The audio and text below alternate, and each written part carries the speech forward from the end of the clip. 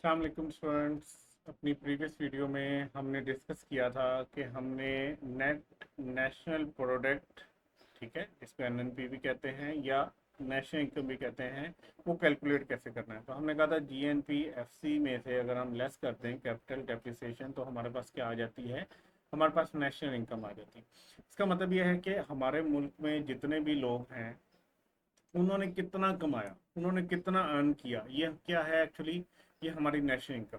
या दूसरे तरह से देखें तो कमाने की बात छोड़ के अगर हम ये देखें कि हमारे मुल्क में कितनी गुड एंड सर्विसेज बनी, ठीक है, नेशनल लेवल पे नेट होके, ना तो वो ग्रोस है ना वो डोमेस्टिक है, नेशनल लेवल पे नेट होके कितनी प्रोडक्शन की हमने गुड एंड सर्विसेज की, वो क्या कहलाती है, हमारी नेशनल इनकम कहलाती है या एनएनपी कहलाती है। अब ये बात हो रही है अर्नड इनकम की। अर्न में और रिसीव्ड में फर्क होता है। एक होता है अर्न, एक होता है रिसीव्ड, ठीक है। अर्न क्या होता है कि फॉर एग्जांपल मैं एग्जांपल देता हूँ, आप कहीं पे जॉब करते हो, आपने पूरा महीना वहाँ पे काम किया, पूरे महीने के बाद यकम से लेके 30 तक आपने काम किया, इसका मतलब ये है कि आपने कमा लिया वहाँ से, आपने वहाँ से सैलरी कमा ली। अभी आपको मिली नहीं है सैलरी, सैलरी हो सकता है महीना एंड होने के बाद 10 दिन के बाद आपको मिले, ठीक है। तो मिलने को क्या कहते हैं, जब पैसे आपको मिलते हैं वो होते हैं रिसीव्ड। और जो आप कमाते हो, जिसके बदले में आपने काम कर लिया, आपने कमा लिया, वो क्या होता है, अर्न, ठीक है। तो ये जो हमने अभी कैलकुलेशन की नेशनल इनकम की, जीएनपी एफसी में से कैपिटल डेप्रिसिएशन हमने लेस कर दी, तो ये बेसिकली क्या है, हमने कमाया है, हमारी पूरी इकोनॉमी ने कितना कमाया है, तो वो क्या है, वो हमारी नेशनल इनकम कहलाती है। यहाँ पे हमारा नेशनल इनकम का कॉन्सेप्ट खत्म हो गया। नेशनल इनकम में हम जीडीपी से चले, एफसी पे पहुंचे, एमपी से एफसी पे पहुंचे, फिर हमने जीएनपी कर दिया, फिर हमने एनएनपी कर दिया, जो हमारी नेशनल इनकम थी, ठीक है। तो ये डिफरेंट फेजेस से हम गुजर के आए। तो यहाँ पे जो हमारे पास वैल्यू आएगी, ये क्या है, बेसिकली जो हमारी इकोनॉमी में जितना कमाया गया है गुड एंड सर्विसेज प्रोड्यूस करके, वो क्या है, नेशनल इनकम कहलाता है। अब ये कॉन्सेप्ट यहाँ पे खत्म हो गया नेशनल इनकम का। अब हम आगे चल रहे हैं, एक स्टेप आगे चल रहे हैं। हम ये सारी कैलकुलेशंस क्यों कर रहे थे, हम ये सारी कैलकुलेशंस इसलिए कर रहे थे, या नेशनल इनकम कैलकुलेट इसलिए कर रहे थे कि हम देखेंगे हमारी इकोनॉमी में कमाया कितना जा रहा है। मतलब हम देखना चाहते हैं कि दुनिया में डिफरेंट इकोनॉमीज हैं, इंडिया कितनी नेशनल इनकम रखता है, उसमें कितनी गुड एंड सर्विसेज बनती हैं, वो कितना अर्न कर रहे हैं। पाकिस्तान की जो इकोनॉमी है वो कितनी नेशनल इनकम रखती है, तो ये हम कंपैरिजन करने के लिए, या पाकिस्तान ने पिछले साल कितनी नेशनल इनकम कमाई थी, इस साल कितनी नेशनल इनकम कमाई है, कंपैरिजन के लिए सारी वर्किंग हो रही होती है।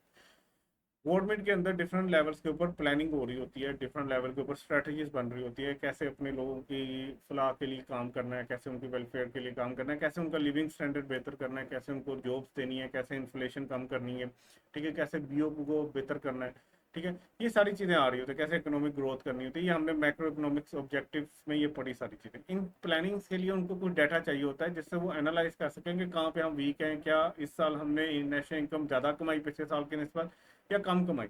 सो ये नेशनल इनकम वहाँ पे कैलकुलेट होगी। ये तो वो होगी जो अर्न की। अब हमारी नेशनल इनकम का कॉन्सेप्ट यहाँ पे क्लियर हो गया। अब हम कुछ और कैलकुलेशंस भी कर रहे होते हैं ताकि हम बीइंग इन गवर्नमेंट जो है वो स्ट्रेटेजिक डिसीजन लेने के लिए, जो इकोनॉमिक्स के बंदे बैठे होते हैं, इकोनॉमिस्ट बैठे होते हैं, वो कुछ और कैलकुलेशंस भी कर रहे होते हैं जिससे उनके पास डाटा आ रहा होता है। तो यहाँ तक तो उन्होंने कैलकुलेशन की, नेशनल इनकम की बात खत्म हो गई, उन्होंने कहा हमने इतना कमा लिया। अब वो ये देखना चाहते हैं कि हमने एक्चुअली में कमाया तो इतना, लेकिन जो हमारे लोग हैं, हमारे सिटीजन्स हैं, जो इस इकोनॉमी के रेजिडेंट्स हैं, इस इकोनॉमी में जो रहते हैं, जो इंडिविजुअल्स हैं, जो हाउस होल्ड्स हैं, उन तक कितना पैसा पहुंचा। ये एक नया कॉन्सेप्ट है। नेशनल इनकम से आगे अलग एक कॉन्सेप्ट आ गया है जिसको हम कहते हैं पर्सनल इनकम, ठीक है, पीआईबी कहते हैं। वो अर्न था नेशनल इनकम, ये है रिसीव्ड। अब हम ये देखने जा रहे हैं, अर्न तक तो हमने वहां देख लिया कि पूरी इकोनॉमी ने कितना अर्न किया। अब हम देखने जा रहे हैं पूरी इकोनॉमी में जो इंडिविजुअल या हाउस होल्ड्स हैं, उन्होंने कितनी इनकम रिसीव की। तो वो कैसे निकलती है, वो निकलती नेशनल इनकम से ही है, उसके साथ लिंक है, लेकिन ये कॉन्सेप्ट एक डिफरेंट है। Personal income is the total income of all the individuals, जितने भी इंडिविजुअल्स हैं या हाउस होल्ड्स हैं, actually receive during a period of 1 year, जिन्होंने पूरे साल के अंदर कितनी रिसीव की है, वो क्या कहलाएगी, उनकी पर्सनल इनकम कहलाएगी।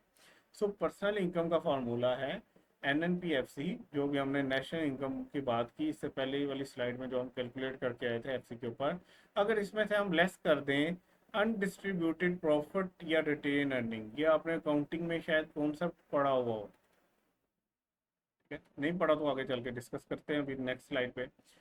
हमने एनएनपीएफसी में से लेस कर दिया अनडिस्ट्रीब्यूटेड प्रॉफिट्स या रिटेन अर्निंग को, लेस कर दिया सोशल सिक्योरिटी कंट्रीब्यूशन को, इसको भी लेस कर दिया, कॉर्पोरेट इनकम टैक्सेस को भी लेस कर दिया, और ऐड कर दिया ट्रांसफर पेमेंट्स को।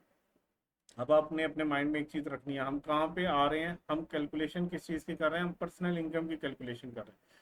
पर्सनल इनकम की कैलकुलेशन का मतलब ये है कि हम ये देखना चाह रहे हैं कि यहाँ पे इस इकोनॉमी में जो इंडिविजुअल्स रहते हैं उनको इनकम कितनी रिसीव हुई, कमाई उन्होंने ज़्यादा होगी, हो सकता है रिसीव कम हुई हो, वो रिसीव जो हुई है उनको, हो सकता है मैं जो है वो फॉर एग्जांपल कहीं पे काम करता हूँ, मैं कमाता ज़्यादा हूँ लेकिन उसमें से कोई टैक्स कट गया, कुछ और कट गया, कटने के बाद जो मुझे पैसे मिलते हैं वो कम होते हैं, ठीक है।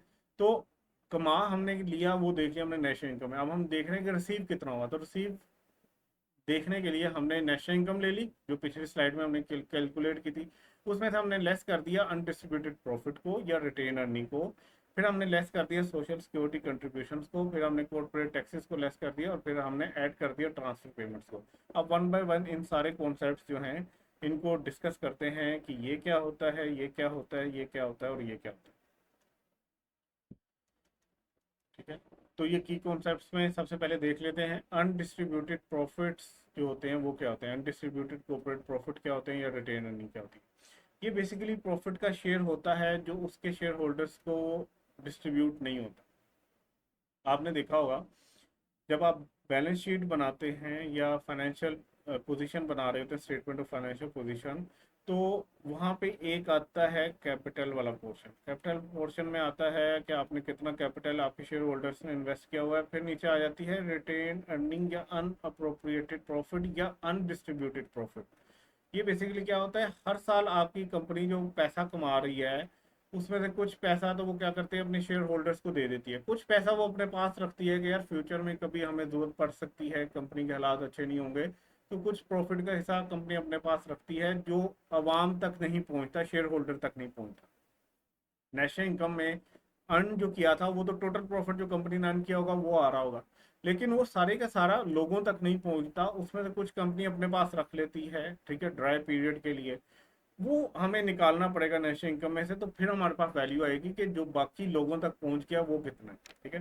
तो अनडिस्ट्रीब्यूटेड कॉर्पोरेट प्रॉफिट का मतलब यह है कि वो कंपनी, कॉर्पोरेट का मतलब होता है कंपनी, कंपनी का वो प्रॉफिट जो डिस्ट्रीब्यूट नहीं हुआ, तकसीम नहीं हुआ उसके शेयर होल्डर्स में, या वो कमाई जो रिटेन कर ली, अपने पास रख ली कंपनी ने, ठीक है, ये वो होता है, इसको हमने नेशनल इनकम में से लेस कर देना है, तो फिर हमारे पास फिगर आएगी, वो आएगी जो लोगों तक पहुंची, जो उनको रिसीव हुई।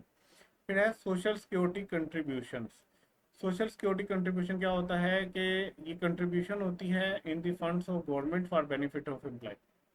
गवर्नमेंट ने कुछ फंड्स बनाए हुए, गवर्नमेंट ने कुछ एक अकाउंट बनाया होगा, जैसे एग्जांपल ले लेते हैं, एक बैंक अकाउंट बनाया हुआ है, उसमें वो सारी कंपनीज को कहती है कि आप सारे ना एक खास अमाउंट इसमें जमा करवाते हो, आप लोग जो जमा अमाउंट करवाते रहोगे ना, उससे हम फ़ायदा क्या देंगे, आपके जो एम्प्लॉयज़ है ना या आपका जो स्टाफ है उसको हम हो सकता है फ्री में मेडिकल की फैसिलिटी दे दें, उनके बच्चों को फ्री में तालीम की जो है ना वो सहूलत दे दें, ठीक है, इस तरह डिफरेंट चीज़ें उनको दे सकते हैं। तो गवर्नमेंट ने कोई फंड बनाया हुआ है, क्रिएट किया हुआ है, जिसमें पैसे कंट्रीब्यूट कर रही होती है कंपनी, जो उसके लोगों तक नहीं पहुंचते, उसके स्टाफ तक नहीं पहुंचते, वो उनको मिलने से पहले ही कहाँ चले जाते हैं, गवर्नमेंट के फंड में चले जाते हैं, तो इसको भी हम नेशनल इनकम में से कम कर देंगे, ठीक है। जैसे सोशल सिक्योरिटी वगैरह है, ये पाकिस्तान में भी है।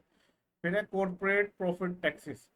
अच्छा, एक कंपनी ने 5,000 रुपये का प्रॉफिट कमाया, ठीक है, गवर्नमेंट कहती है इसमें से जरा टैक्स हमें दे दो, टैक्स ले लिया 1,000 रुपया, अब उसके बाद बचे कितने अपने लोगों में तकसीम करने के लिए, जो लोगों को रिसीव होंगे वो तो 4,000 रिसीव होंगे, इसका मतलब है ये 1,000 का जो टैक्स था ये भी तो उन लोगों को रिसीव नहीं होना, ठीक है, तो इसको भी निकाल दो, ये भी हम निकाल देते हैं। जो कंपनीज टैक्स दे रही हैं, कॉर्पोरेट का मतलब होता है कंपनी, जो अपने कंपनीज अपने प्रॉफिट के ऊपर टैक्स दे रही हैं वो भी निकाल देना है नेशनल इनकम में से, ताकि हम पर्सनल इनकम तक पहुँच सकें।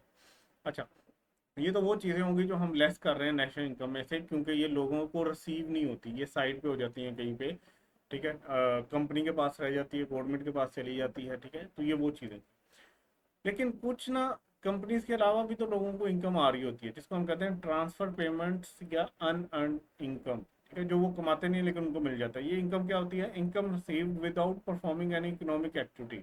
फॉर एग्जाम्पल, आप यहाँ से बाहर निकलो, किसी सिग्नल पे खड़े हो, जो वहाँ पे आप खड़े हो गए रोने वाली शक्ल बना के, तो वहाँ पे कोई गाड़ी रुकेगी, वो आपको पैसे दे देंगे। अब ना तो आपने कोई गुड बनाई, ना आपने कोई सर्विस दी, लेकिन फ्री ऑफ कॉस्ट आपकी आमदनी होगी, आपकी इनकम आ गई। तो ऐसी इनकम जो डोनेशन की सूरत में या चैरिटी की सूरत में आपको मिले, जिसके बदले में आपने गुड एंड सर्विसेज नहीं बनाई, तो वो नेशनल इनकम में तो नहीं आ रही होनी। नेशनल इनकम में तो सिर्फ वो इनकम आ रही है जो गुड एंड सर्विसेज बनाई है, उनकी वैल्यू आ रही है।